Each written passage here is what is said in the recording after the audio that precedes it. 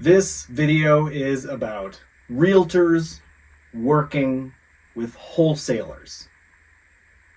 I do a lot of wholesales and I talk to a lot of realtors, and there's a lot of different ways it can go down, and I want to make sure that you realtors, we love you, we want to work with you. I'm giving you all the tools you can to come with the best offer you can to close more of these deals with these wholesalers that are working around. So let's get some clarity. So I've got a few types we can do that.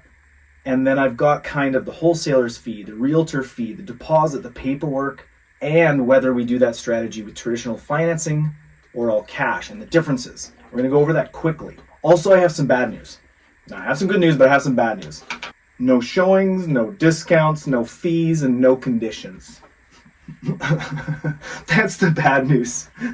Those are challenges we're going to work through to make sure that you can fight your way in and get the deal for your client and everyone get paid. What I mean by this, no showings. You use the word showings a lot. This is off market. These people are selling because there's a problem. We can't just wear fancy shoes and go bring parties to this house. There's always an issue. So showings is difficult.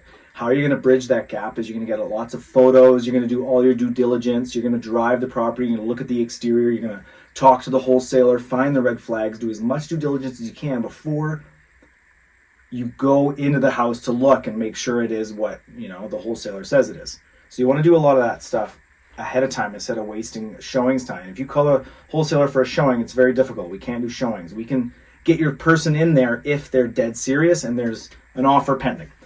No discounts. Wholesalers have worked really hard to find off-market and discounted stuff. They've probably put a little fee on top for themselves, hopefully a humble one, and they've worked hard to get the price there is. Now, everything works sometimes. You always got to ask, but very rarely is there room for discounts on the price that the wholesalers have posted because it's already pretty deep.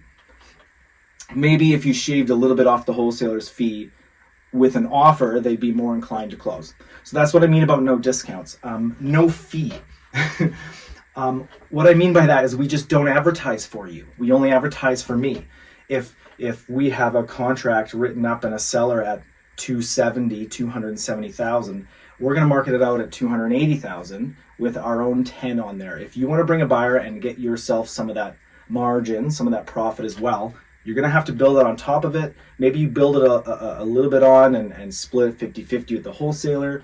Maybe you put a bunch on. You just need to make sure you put on your fee for you above what the wholesaler is advertising. I get the question a lot. Does that price include realtors or is it realtor protected or whatever? You got to work to get that fee on top. And if they're a good wholesaler, it's a good deal, it's deep enough that you can do that.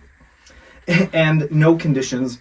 What I mean by that is we already have the deal tied up with conditions for a period of time.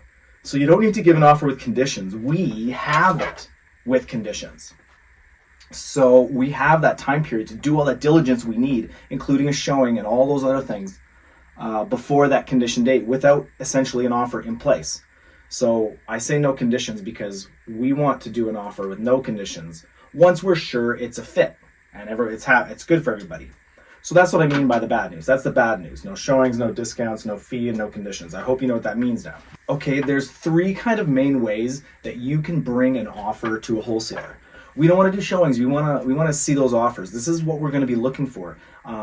Either one of your clients that wants to take the deal over with an assignment, one of your clients that can make an offer that I call a double close. So it'll be from your client to the wholesaler, and then there'll be another contract that exists from the wholesaler to the seller, but you don't even care. It'll be a double close. And then there's going to be a new offer, a brand new offer. We'll start right from the top. So I'm going to go through the wholesaler's fee, the realtor fee, the deposits, the paperwork, and traditional versus cash. Assignment. The wholesaler is going to sign over that document for a fee. If you are bringing that buyer, we'll raise that fee and we'll split that fee with you. It's very easy. That's how you get your fee. The assignment fee. That's how you would get paid, and the money would go from the seller to the wholesaler to the realtor. In that case, the deposit, the buyer would put a deposit with his lawyer. The paperwork, it would just be an offer and assignment. Easy. Literally 2 pieces of paper. Maybe an invoice too for services for the money you're getting as a realtor. Traditional financing won't work for an assignment. 99% of A lenders don't accept assignments. If it's cash, it'll work like a cherry charm. Bing! Double close. So you're bringing an offer to the wholesaler from your buyer to the wholesaler with your fee built on top. So it's just like as if the wholesaler is the actual seller. The wholesaler will get paid when he does the double close in the back end. You don't have to do anything there. You'll get your fee on the purchase, just like you normally do through your brokerage. The deposit, your buyer will have to put the deposit with either your brokerage or his realtor. The paper would just be a standard purchase agreement, like as if you're writing up your seller to a private seller, the wholesaler. It's that easy with the deposit, like I said, the deposit to you. Traditional financing won't work again because the bank will pull title and it'll be different than the wholesaler's name. So that won't work for traditional financing. It will work for cash. If they're closing with cash, no problems. Okay, and then the third time, so that's the assignment.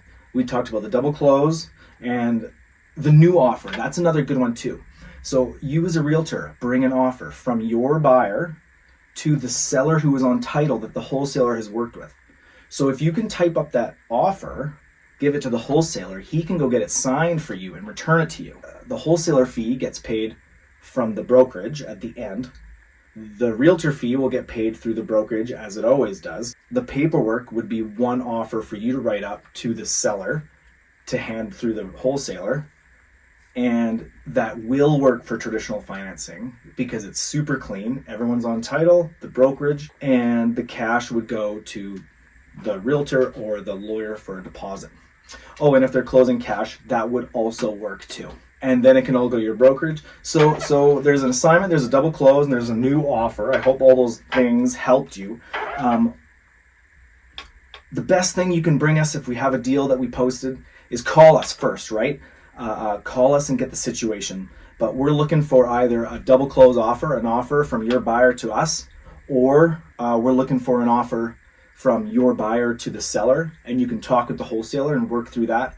And traditional financing will pretty much have to do the option 3, the new offer, so they accept it. But if you're doing cash, you can do almost anything you like, as long as it's legal. I hope that helps. Realtors, we want to work with you. We want to work with you. We love you. Thanks for coming out. Thanks for bringing us your deals. Our deals are posted on the Ashton Fisher newsletter. Here's where we sign up. I hope this helps. Go get some deals. The wholesalers.